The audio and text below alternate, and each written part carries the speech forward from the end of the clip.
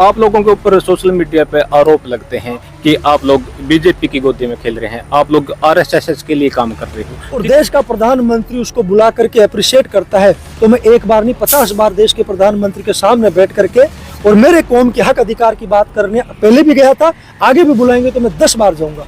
अब तक क्या कामयाबी मिली है आप लोगों को, जिससे कह सकते हैं कि हमने ये अचीव किया है अब तक इस संगठन के साथ? जब मैं 31 दिसंबर 2022 को देश के प्रधानमंत्री से मिला तो रामावतार पलसानिया ने अपना बायोडाटा ले जाकर के नहीं मिला। अगर मैं भी चाहता तो मैं कह सकता जी मुझे एमएलए एमपी की टिकट दे दो, मैं बिरादरी में इतना बड़ा काम किया, मुझे किसी पद पे बिठा दो। अगर किसी के जाट के बेटे में मेरे से प्रेरित होकर के, अगर मेरे से आगे 2 कदम चल करके किसी महाराजा सूरजमल पे, राजा जवाहर सिंह पे, महारानी किशोरी देव पे, चौधरी देवीलाल पे, चौधरी चरण सिंह पे, बाबा टिकैत पे, शामल तोमर पे, तमाम जाट महापुरुष, पूरा इतिहास आपका अधूरा पड़ा है। ऐसी किताब मुझे तो 15 साल में नहीं मिली जिसको सम्मान के साथ में कोई जाट का बेटा ये कह सकता है कि हमारे इतिहास को ये किताब, ये बुक डिफाइन कर सकती है। जो अंतर्राष्ट्रीय जाट संसद है, क्या भविष्य में अंतर्राष्ट्रीय जाट संसद कोई राष्ट्रीय पार्टी का रूप भी ले सकती है क्या चुनाव लड़ने के लिए? सर, छोटू राम जी ने गांव गरीबी में जन्म लेकर के उस व्यक्ति ने इस हरियाणा की भूमि नहीं पूरे हिंदुस्तान के जाट समाज को नाज और गौरव से गौरवान्वित कर दिया कि छोटू राम ने गांव गरीबी में जन्म लेकर के पूरी दुनिया का नक्शा बदल दिया। तो आपने कहा कि भाई इतिहास दबाया गया जाटों का, दोषी कौन है इस इतिहास को दबाने के लिए? एक भी राजा हिंदुस्तान का ऐसा नहीं जिसने आज तक दिल्ली को जीता हो। महाराजा सूरजमल ने 3 बार दिल्ली को जीता, उनके बेटे महाराजा जवाहर सिंह जी ने दिल्ली को जीता। तो वो बखूबी जाट समाज की आवाज को उठा सकता है। उसको पीड़ाएं हैं कि जाट की क्या पीड़ा है, जाट की क्या दर्द है, क्या तकलीफ है, उन पीड़ाओं को बखूबी उस राजनीतिक पार्टी में उठाएं। बड़ा पद मिला है अंतर्राष्ट्रीय जाट संसद का हरियाणा का प्रदेश अध्यक्ष, कैसे देखते हो इस जिम्मेवारी को?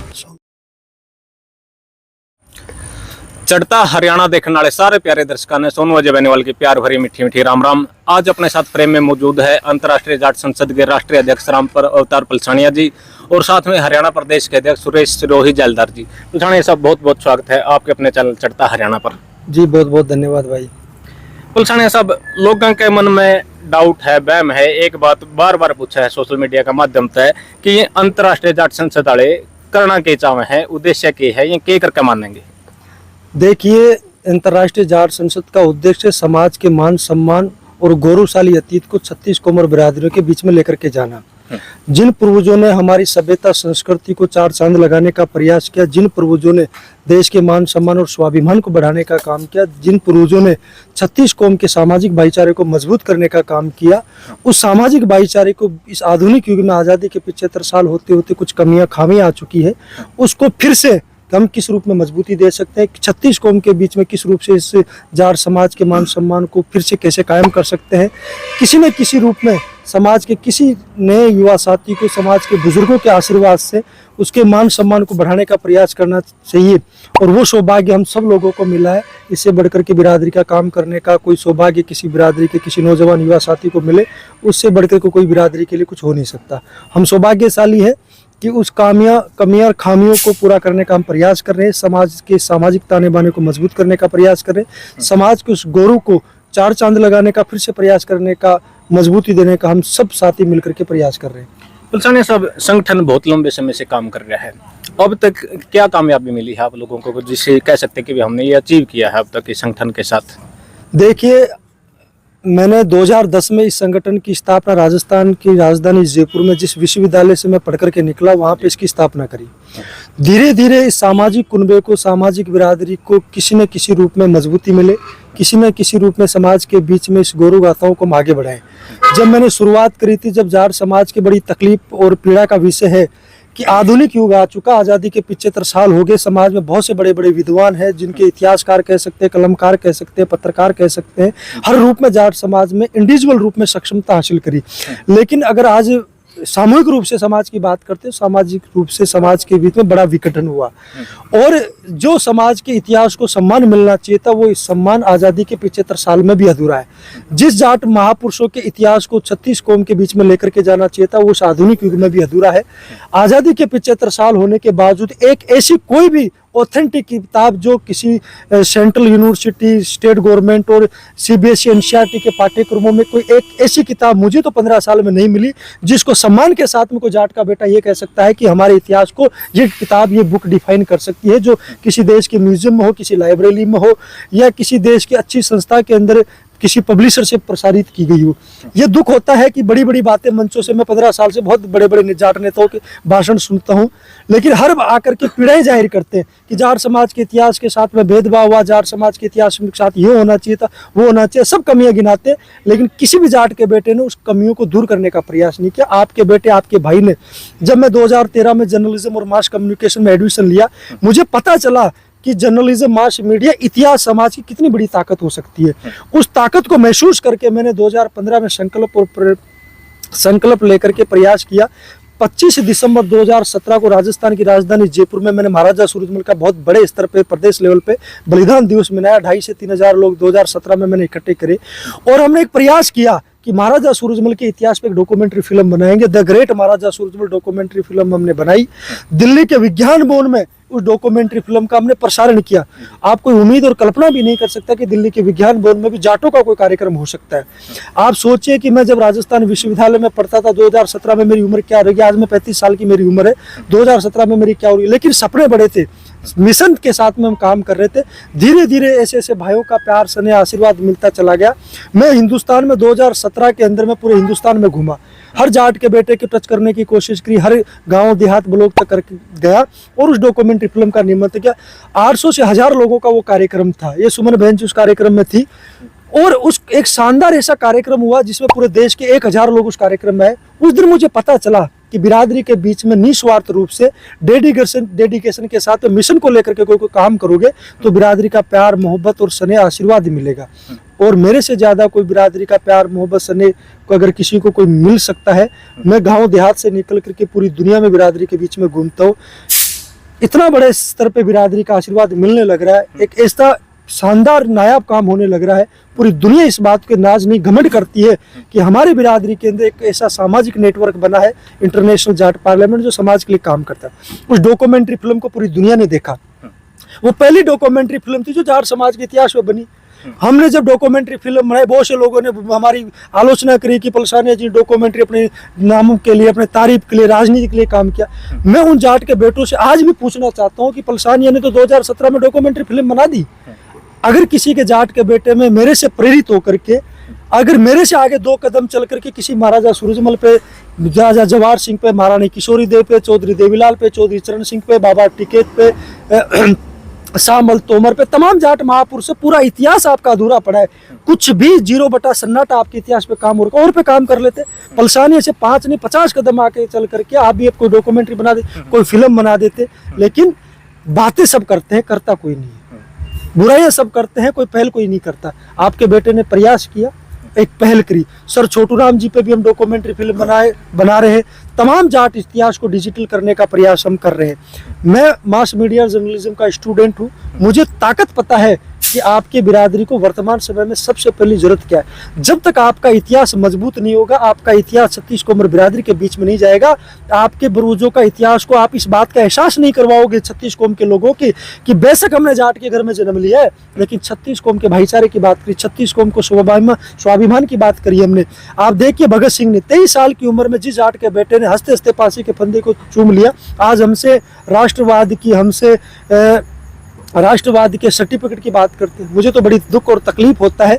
सर छोटू राम जी ने गांव गरीबी में जन्म लेकर के, उस व्यक्ति ने इस हरियाणा की भूमि नहीं, पूरे हिंदुस्तान के जाट समाज को नाज और गौरव से गौरवान्वित कर दिया कि छोटू राम ने गांव गरीबी में जन्म लेकर के पूरी दुनिया का नक्शा बदल दिया।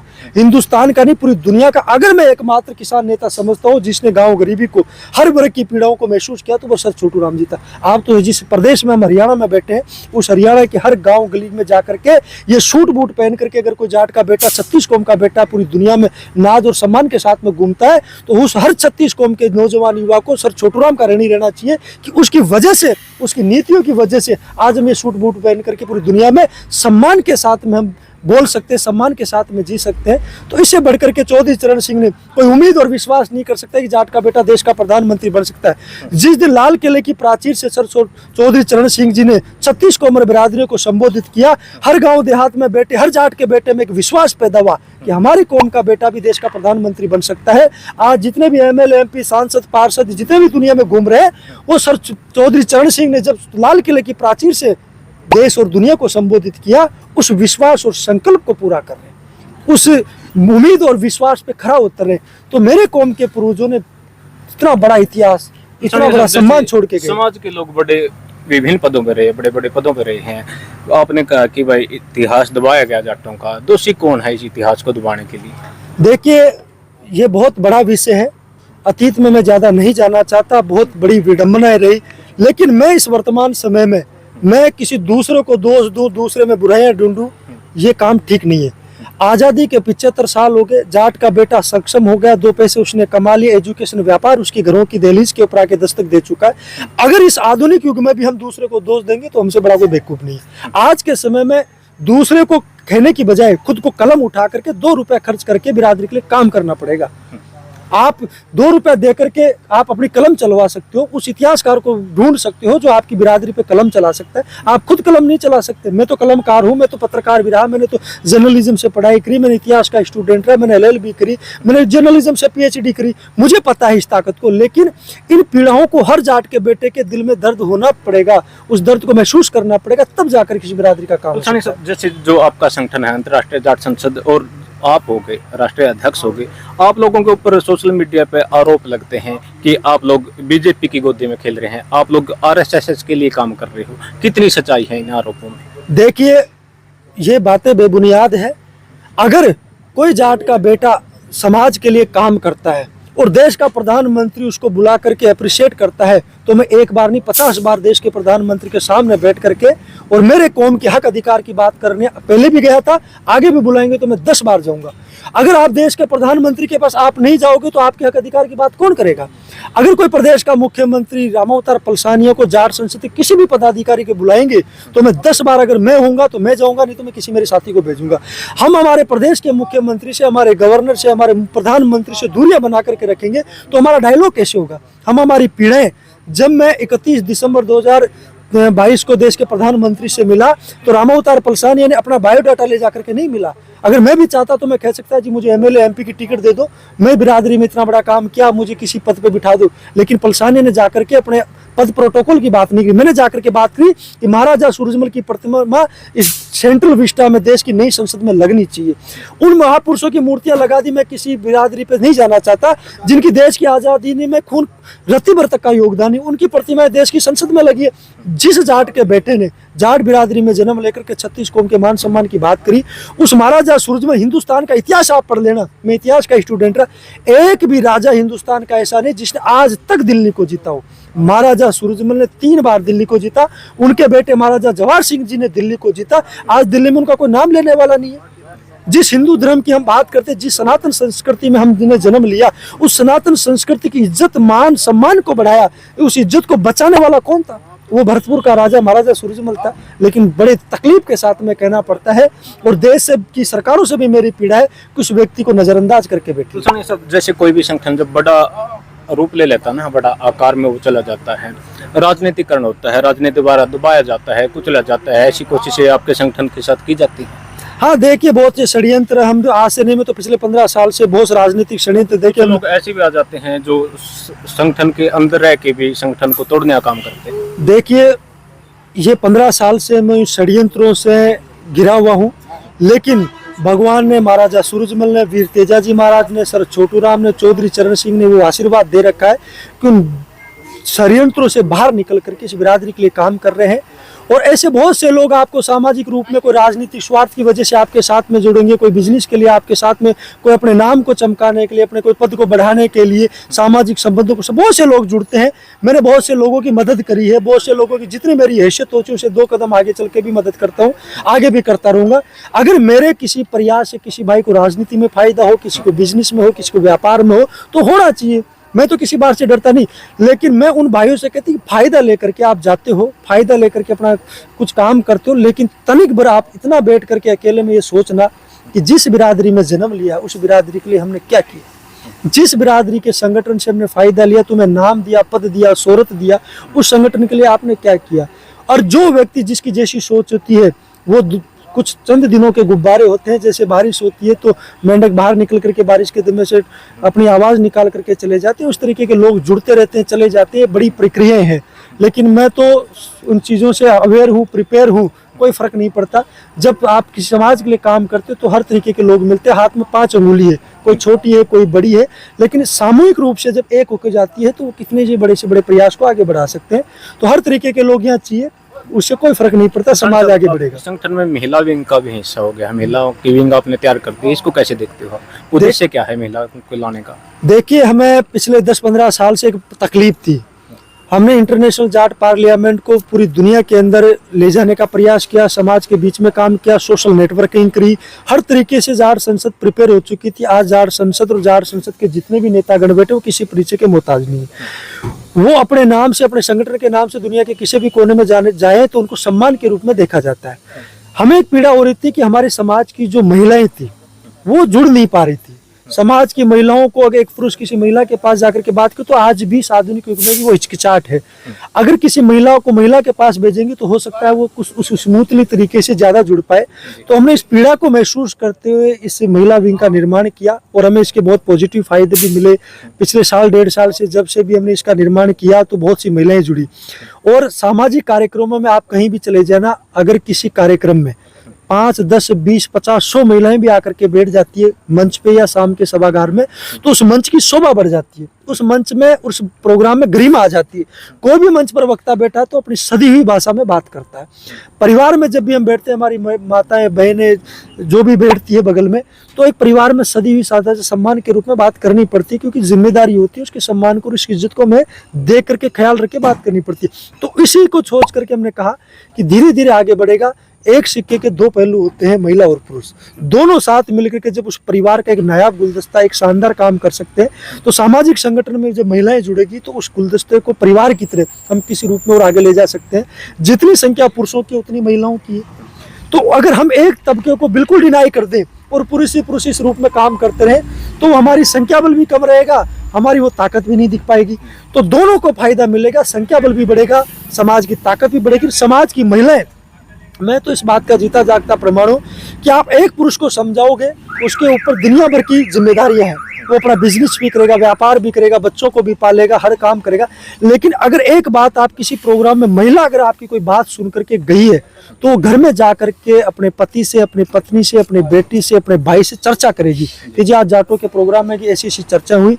एक महिला कम से कम ज्यादा नहीं करते 5 से 10 महिलाओं को अवेयर कर सकती है। पुरुष जाकर के अपने काम धंधों की वजह से इतना अवेयर नहीं कर पाता।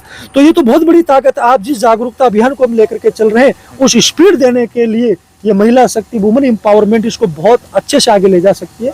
और हमने इस चीज का रिजल्ट भी देख रहे हैं। आप भी आपके कार्यक्रम में देखा, सुरेश जी की मेहनत को मैं तो सलाम करता हूँ कि इस प्रोग्राम में ज्यादातर 30% महिलाएं। देखिए कैसे देखते हो आप? पिछले 3-4 सालों से सुरेश जी यहाँ प्रदेश प्रतिनिधि के पद पे बहुत अच्छा काम कर रहे थे, बहुत अच्छी मेहनत कर रहे थे। लगातार 3-4 सालों से हमने जितने भी जो ड्यूटी सुरेश जी की लगाई 100% उन्होंने पूरा किया। और जो हरियाणा के पूर्व अध्यक्ष थे डॉक्टर नवीन नयन बालसी जी, उनको हमने, उनकी भी इच्छा थी, हमने भी उनको प्रमोशन दे करके राष्ट्रीय टीम में ले लिया है। अब हरियाणा की जिम्मेदारी सुरेश जी के पास है। और मैं तो सौभाग्यशाली हूँ कि ऐसे भाई मुझे मिले जो पूरी घर परिवार, काम धंधा, बिजनेस छोड़ करके संगठन को मजबूत कर रहे हैं, मेरे कंधे मजबूत करने का प्रयास कर रहे हैं। और लगातार पूरे हरियाणा में गांव गलियों तक, देहात तक जाकर के बहुत शानदार बेहतरीन टीम बनाएंगे। और आने वाले समय में आप देखना है कि सुरेश रोही जेलदार के नेतृत्व में हरियाणा में एक शानदार, कम से कम 1000-1500 के पदाधिकारी, एक बेहतरीन टीम ब्लॉक स्तर तक हो जाएगी। और जब भी आगामी भविष्य में हम चाहे दिल्ली में, चंडीगढ़ में जब भी कोई बड़ा डिसीजन लेंगे, हरियाणा हमेशा जाट बिरादरी का सिरमौर रहा है। हरियाणा की राजनीति जाट समाज की राजधानी कहलाती है कि पूरे देश की जाटों की राजधानी, जाट राजनीति की राजधानी कह सकते हो, हरियाणा है। और सम्मान के साथ में हरियाणा की जाट राजनीति को देखा जाता है। तो हम तो सौभाग्यशाली हैं, इस बड़े प्रदेश की जिम्मेदारी इस बिरादरी के भाई सुरेश जी को मिली है, बखूबी ये निभाएंगे। सारे भाइयों को, जैसे मनोज चहल जी होगी, अमृत भाई, तमाम साथी मिलकर के पहले भी बहुत अच्छा काम कर रहे हैं। अब इनके कंधों पे एक बड़ी जिम्मेदारी केतल में आई है। तो मुझे उम्मीद नहीं, पूरा विश्वास 100% में श्योर हुई इस चीज के लिए कि बहुत शानदार काम करके दिखाएंगे। धन्यवाद सुरेश जी, बहुत बहुत बधाई आपको, इतना बड़ा पद मिला है, अंतर्राष्ट्रीय जाट संसद का हरियाणा का प्रदेश अध्यक्ष। कैसे देखते हो इस जिम्मेवारी को? सोनू भाई, सब में तो पहले आपका धन्यवाद और आपके दर्शकों का भी धन्यवाद। देखो, जिम्मेवारी कुछ नहीं होती, एक समाज के लिए काम करने की बड़ी इच्छा थी। अपना व्यापार में 15-20 साल से कर ही रहा था, तो मेरे को राम अवतार भाई और क्या नाम है नवीन बालसी दोनों मेरे को मिले। तो मेरे मन में भी है, जब ये भी आप देखो राम अवतार जी 365 दिन में, मुझे नहीं लगता 2 महीने भी पूरे साल में अपने घर रहते हैं, तो समाज को जागरूक करने पे लगे रहते हैं। तो मेरे मन में भी कोई इच्छा थी भाई मैं भी समाज के लिए कुछ काम करूं। अगर सोनू भाई देख लोग बोलते हैं बहुत सारे भाई मेरे को अगर राजनीति करता तो मैं किसी मंत्री या किसी पार्टी को ज्वाइन करता। हाँ। तो मेरे मन में भी एक इच्छा थी भाई मैं समाज के लिए कुछ करूं। तो राम अवतार भाई और नवीन बालसी का मैं धन्यवाद करता हूं जो इन्होंने मुझे इस काबिल समझा। भाई मैं हरियाणा का प्रदेश अध्यक्ष इन्होंने नियुक्त करा, तो मैं इनकी उम्मीदों पे खरा उतरने की बहुत ज्यादा कोशिश करूंगा। धन्यवाद। पलसानी साहब, एक लास्ट सवाल है मेरा आपसे। जो अंतर्राष्ट्रीय जाट संसद है, क्या भविष्य में अंतर्राष्ट्रीय जाट संसद कोई राष्ट्रीय पार्टी का रूप भी ले सकती है क्या चुनाव लड़ने के लिए? नहीं नहीं जी, हमारा ऐसा कोई उद्देश्य नहीं है। लेकिन अगर कोई जाट संसद का कोई पदाधिकारी, कोई नेता अगर किसी भी पार्टी में जाकर के राजनीति काम करेगा तो अंतर्राष्ट्रीय जाट संसद जिस तरीके से जाट संसद में उसको मजबूती दे रही थी, वैसे कि वैसे उससे कई गुना ज्यादा उस राजनीतिक पार्टी में, चाहे वो कोई सी पार्टी, हम किसी पार्टी के वफादार नहीं है, लेकिन जो भी हमारा भाई किसी राजनीतिक पार्टी में जाट संसद से जुड़ा हुआ जाएगा तो हम तन मन धन से हर तरीके से सहयोग करेंगे। मगर मैं तो चाहता हूँ कि मेरी इस बिरादरी के लोग हैं, जाट संसद से जुड़े जितने भी लोग हैं, वो अलग अलग पार्टियों में वहाँ अपने 36 कौम का नेतृत्व करे, अपने हक अधिकार की बात करे, और जो भी चाहे 2 दिन 10 दिन 2 साल 5 साल 10 साल जाट संसद में काम करके किसी राजनीतिक पार्टी में जाएगा तो वो बखूबी जाट समाज की आवाज़ को उठा सकता है। उसको पीड़ाएं हैं कि जाट की क्या पीड़ा है, जाट की क्या दर्द है, क्या तकलीफ है, उन पीड़ाओं को बखूबी उस राजनीतिक पार्टी में उठाएगा। वो लोग आजकल राजनीति में सक्रिय हुए, उनका ना धूप का पता, ना बारिश का पता, ना जाट की पीड़ाओं का पता, ना जाट के सम्मान का पता, ना जाट के इतिहास के बारे में पता। लेकिन जाट संसद का कोई साथी किसी पार्टी में जाता, राजनीति में जाता, तो वो उन दुख दर्द तकलीफ को समझ सकता है। तो हम तो अच्छी बात है, जाना चाहिए। और राजनीति में अगर अच्छे लोग जाएंगे, समाज की पीड़ाओं को महसूस करने वाले लोग जाएंगे, तो राजनीति में भी शुचिता आएगी, राजनीति में भी एक अच्छा वातावरण तैयार होगा। और हम तो इसको अप्रिशिएट करते हैं, कोई दिक्कत नहीं है, जाना चाहिए। हमारे किसी भी साथी को अगर कोई तकलीफ है, कोई दर्द है, तो वो जाकर के उस राजनीतिक पार्टी में ज़्यादा अच्छे से कर सकता है, तो करना चाहिए। हम फुल सपोर्ट उसको करेंगे। धन्यवाद पलसानी साहब। ये थे राम अवतार पलसानिया जी, अंतर्राष्ट्रीय जाट संसद के राष्ट्रीय अध्यक्ष और प्रदेश अध्यक्ष सुरेश रोही जैलदार जी हरियाणा के। आपने इनकी दोनों की बातें सुनी। एक सभ्य कमेंट के माध्यम से आपकी प्रतिक्रिया का इंतजार रहेगा। तो जुड़े रहिए ग्रामीण अंचल की बुलंद आवाज चढ़ता हरियाणा के साथ। जय जवान जय किसान। राम राम।